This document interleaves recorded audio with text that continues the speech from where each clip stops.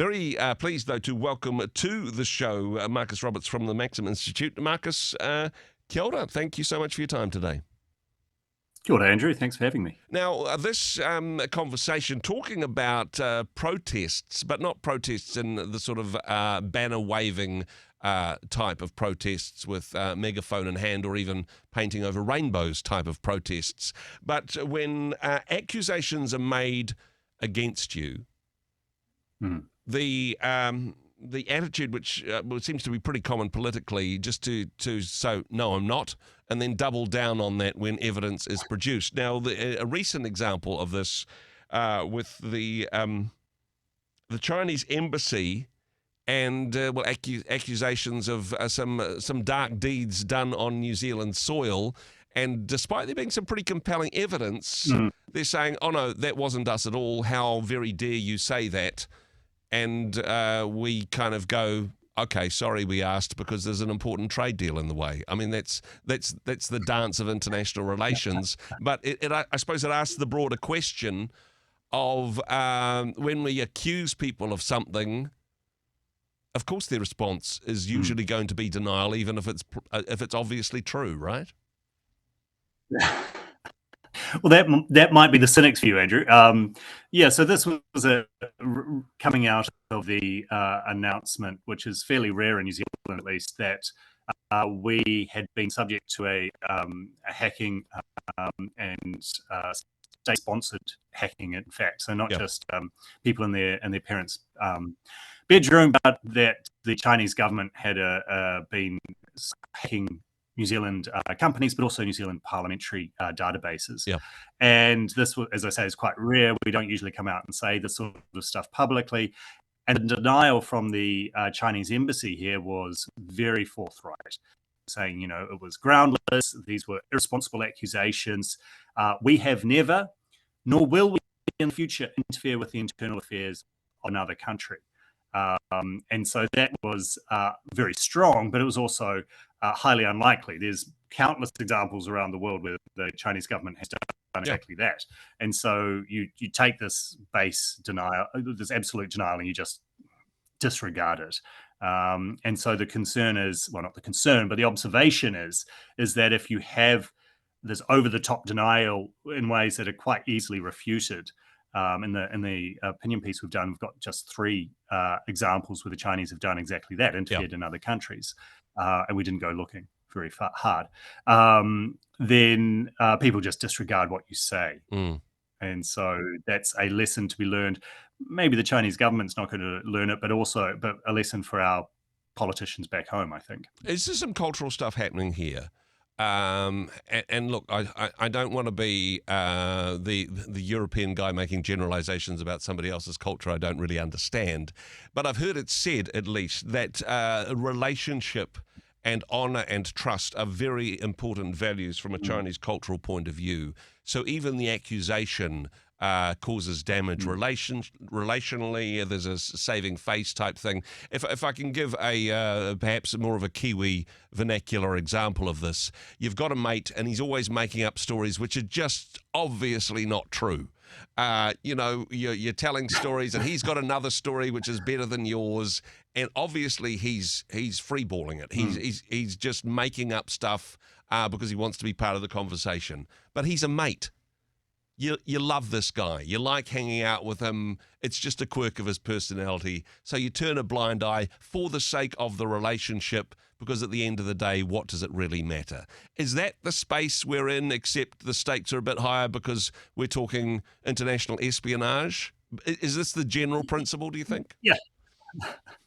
I think the fact that we didn't really push back, or not that I'm aware of, against their baseless denial. I mean, that I think is more the analogy. Is New Zealand's response to the Chinese response was we just passed over it in silence, just like you do with your mate down at the pub, telling tall tales. But of course, the difference here was we had come out publicly, as you say, and had accused the Chinese of quite serious espionage, which, as you say, does put our relationship at risk, and it's a very important relationship economically. They're our largest economic partner. We rely on a lot of their tourists and students.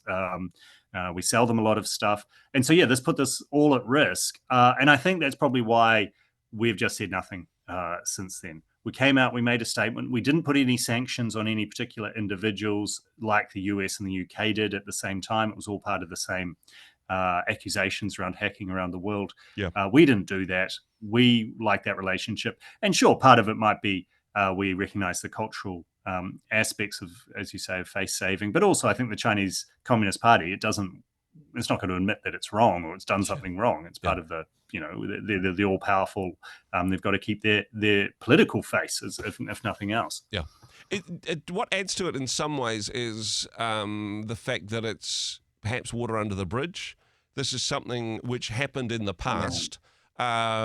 We will just be perhaps more vigilant in our relationship and our security protocols because we know this is the type of thing that they do from time to time. However, making a big song and dance of it when there's nothing we can do to undo what happened in the past, is that a part of the narrative as well, do you think?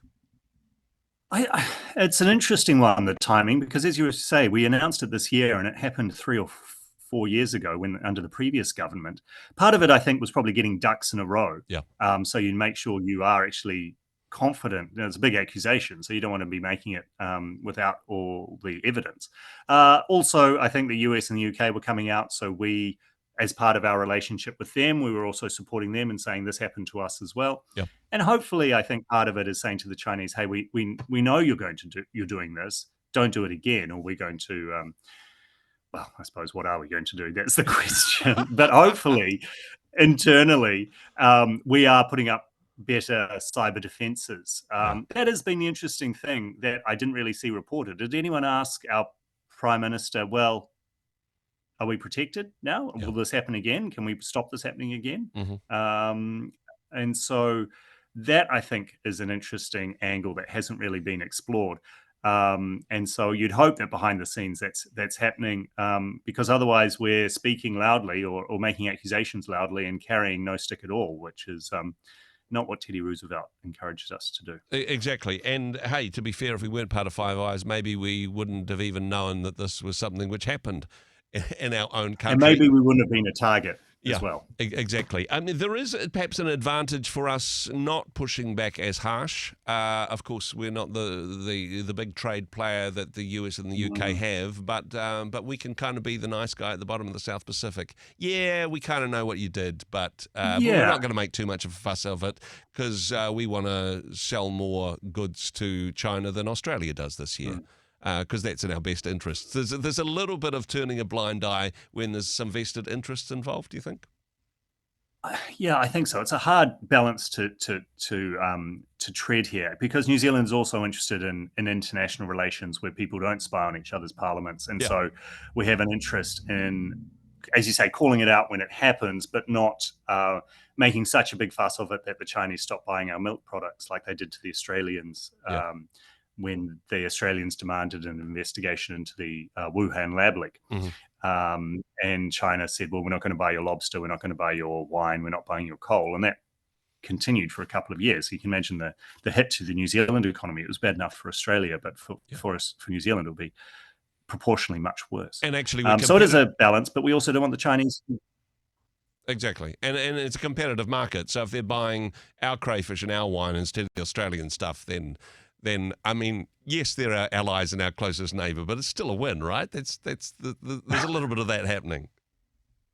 I'm sure, but we got to balance up what's the cost. At what cost? We don't want to be turning into just a farm for the Chinese and just let them do anything. So. Exactly, the Pekingese lapdog in the South Pacific that's providing them with all of their resources, as it were.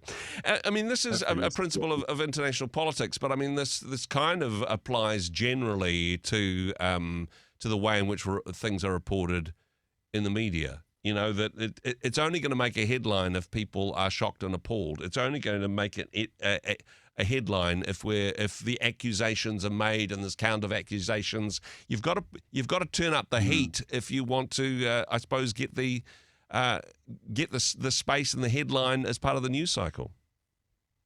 I think that's unfortunately true. The sort of politics as performance we've seen relatively recently in New Zealand with, Winston Peters' State of the Nation speech. Would anyone have realised he'd given a State of the Nation speech if he hadn't made a comparison to 1930s Germany? Yeah. Probably not.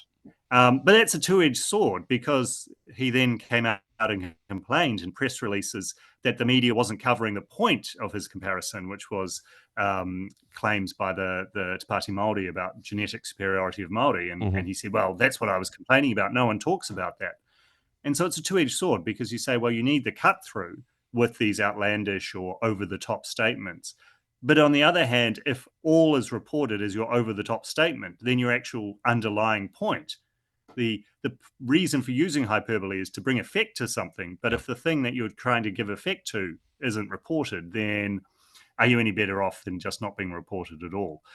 So I thought that was a fascinating example. And going back to the Chinese denial, I think it's probably the same. If the Chinese had just said, we deny this, or said nothing, then no one would have reported it. But if you say it's groundless and baseless, we'll never do this, we never have, never will, that gets a few more headlines. Yeah, no, totally. But hey, fascinating conversation. Now, this is based on an article not written by you, in fact, but They've written wheeled by out the something B team else. for this one, Andrew. But hey, I never would have known a eloquent discussion on the topic. Tim Wilson actually wrote an article on this topic, which is available, I understand, at the Maxim website for people to check out, maxim.org.nz.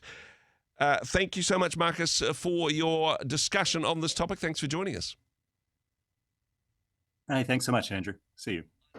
Hey, thanks very much for joining us in the Rhema studio. Thanks very much for watching the interview. It's kind of nice to have an audience, actually. And if you did like what you watched, then do give us a like, do give us the thumbs up. And if you'd like to see more interviews like that one, or perhaps even better, subscribe and those interviews will come straight to you. Don't forget to turn on your notifications, and we'll see you in the next one. Cheers.